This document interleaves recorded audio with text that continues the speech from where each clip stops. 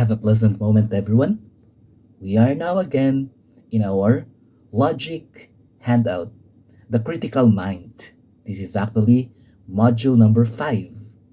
The title of our learning is Logic of Religion and Choice. So, again, basically, we will be tackling about choice in this um, learning opportunity. Well, before going any further, there are really things in life that we consider great choices. Actually, there are three of them. Choosing a life partner is one. You have also choosing a religion and then choosing a career. These are actually considered as the three greatest choices one individual will make in his entire life. So, at this moment, we will be dealing with choice and one of the greatest choices that man will ever make, and that is religion. So, what is religion? Religion is the belief in and worship of a god or gods. So, let us just simplify the word religion. Religion is actually anything that has something to do with faith and God. Anything that we profess to accept and believe that has something to do with faith and God. So it is being said that religion is the most dominant culture. Well, let me challenge you by proving this statement.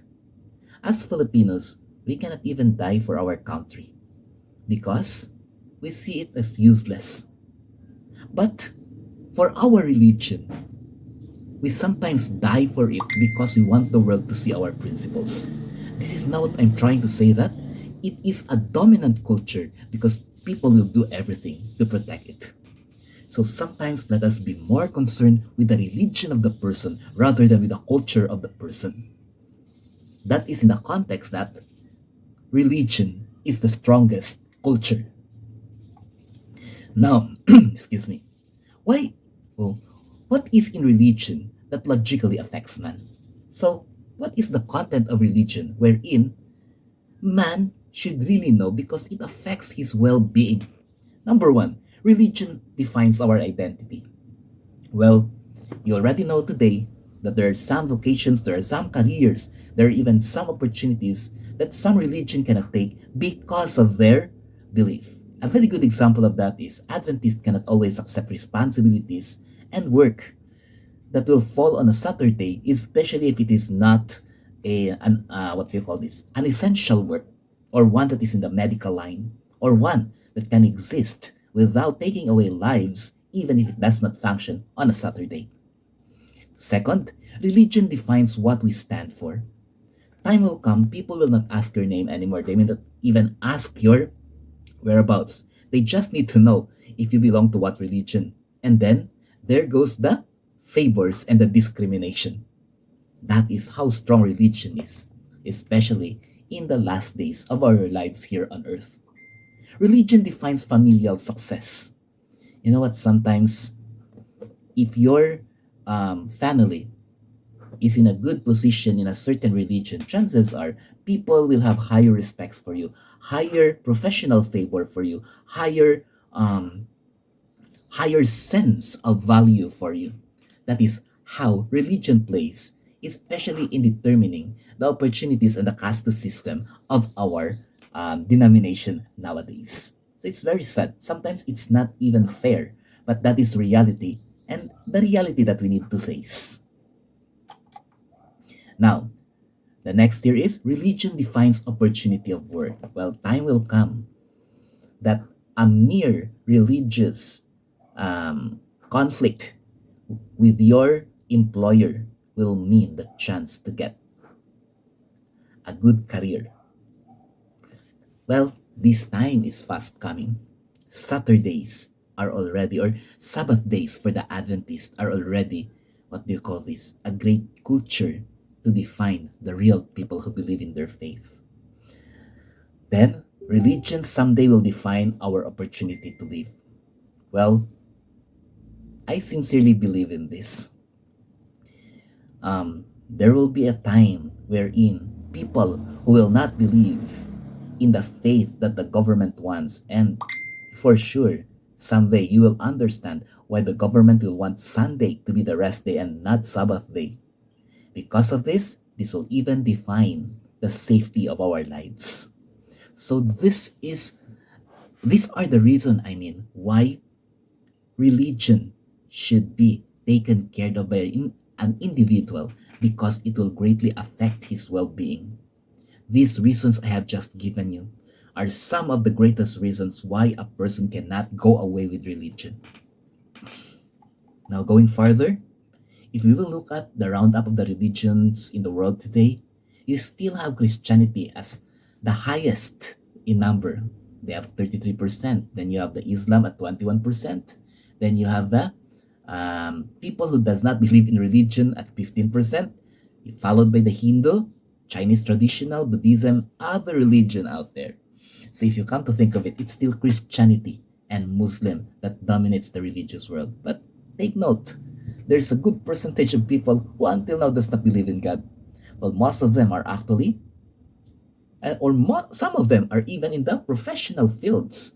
Okay, the atheist scientists, because they want to prove that everything in this world came by chance. So that is still one of the greatest problems or one of the greatest concerns of religion today.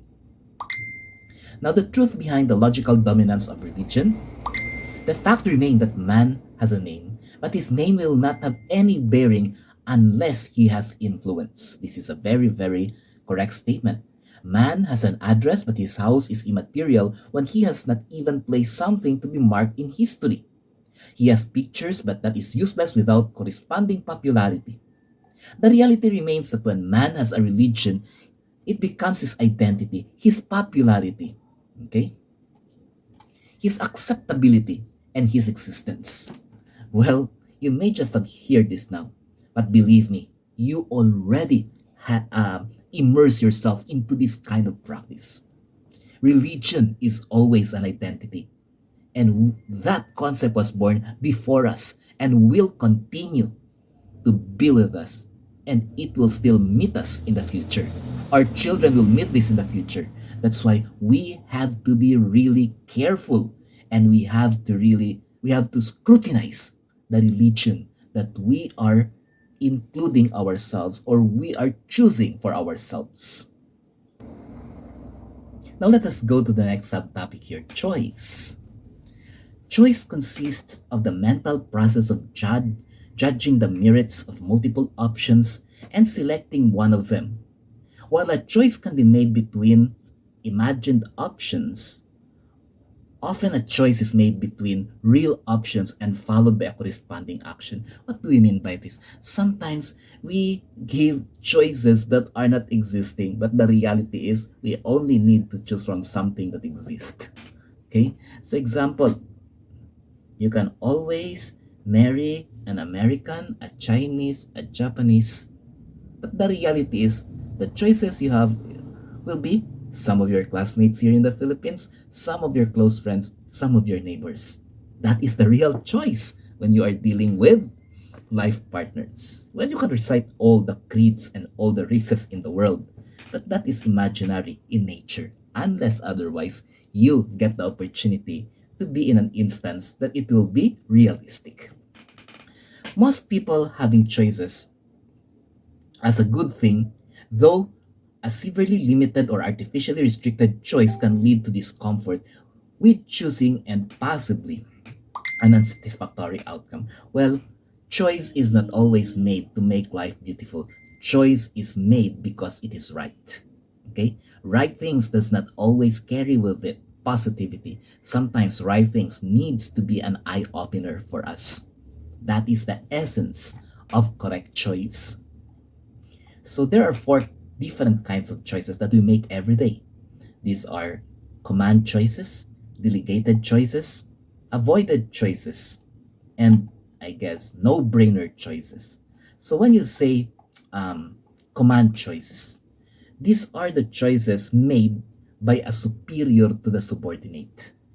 Okay? So these are choices we made when we are so sure, we have evidence, we have authority, and we have experience on our part, including training when we make the choice. Oftentimes, it's a choice made by a higher position person to a lower position person. So that is a command choice. For example, follow this because this will make you successful. And the person telling you is a very successful person having so many degrees and many accomplishments in life. That makes it a command choice. The second is you will have delegated choice, which may be made by anyone, such as the color of the bike shed.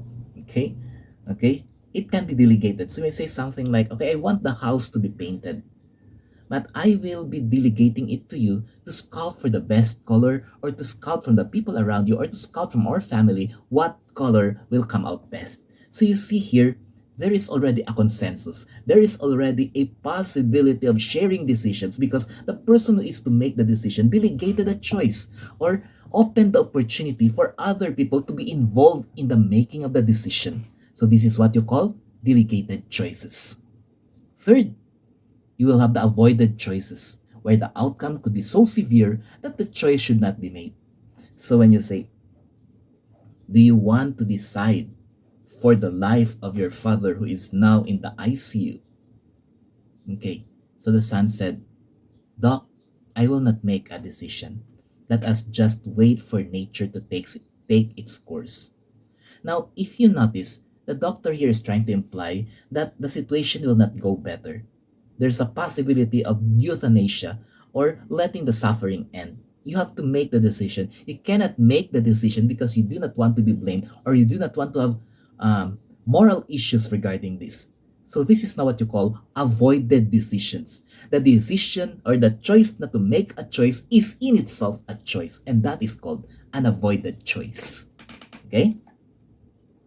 Going further, the fourth one is the no-brainer choice. These are what we call the obvious choice. So when you wake up each morning and you go to the sink and have your toothbrush, you'll ask yourself, will I have to brush my teeth or not? Well, it's a no-brainer. You have to brush your teeth or else your breath will be awful. Okay. And then you go to the table, fronting the food.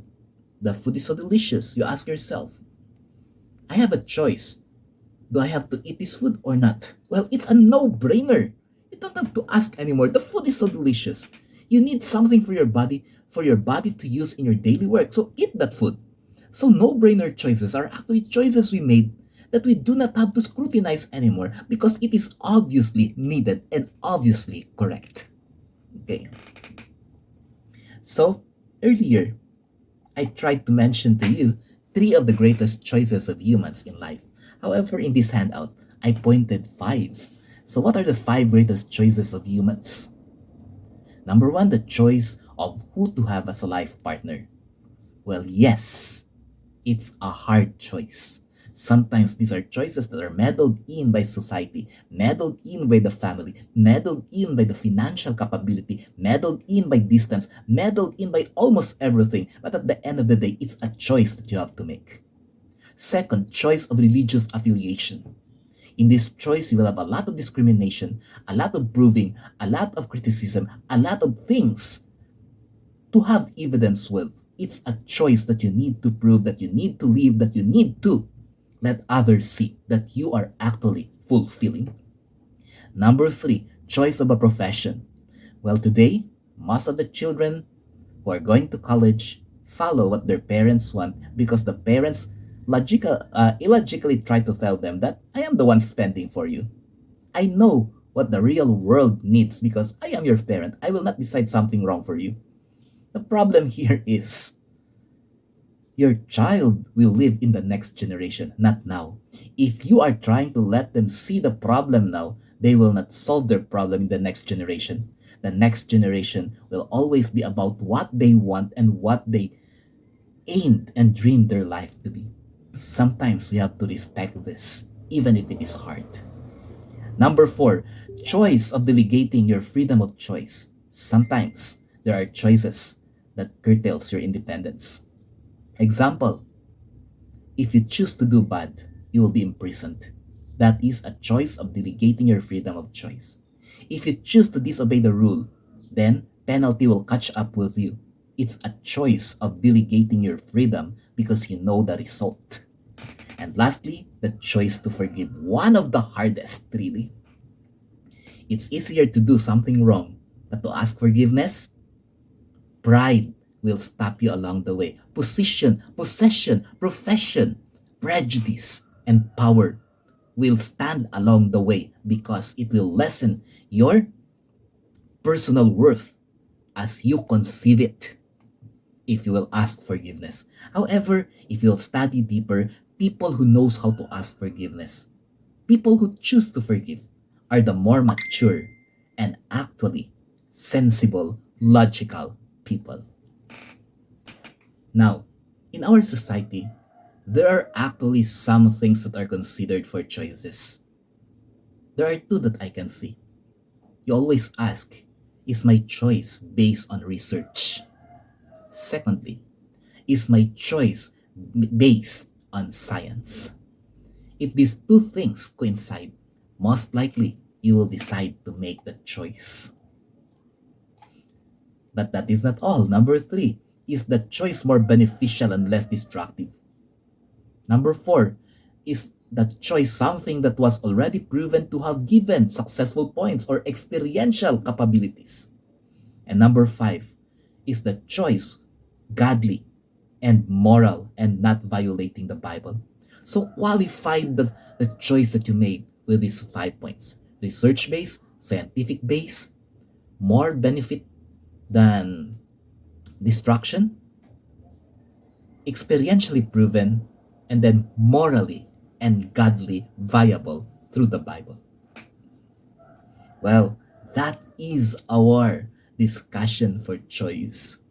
So for our complementary lecture, there is here the question, why smile? Why have the choice to smile? Is it logical? Well, choosing to smile makes us attractive, changes our mood, make it contagious with others to be happy. It relieves stress. It boosts our immune system in this time of pandemic. It lowers our blood pressure. It releases endorphins, natural painkillers, serotonin, things that will make life comfortable. It lifts the face and makes you look younger. Wow. It makes you look for an aura of success.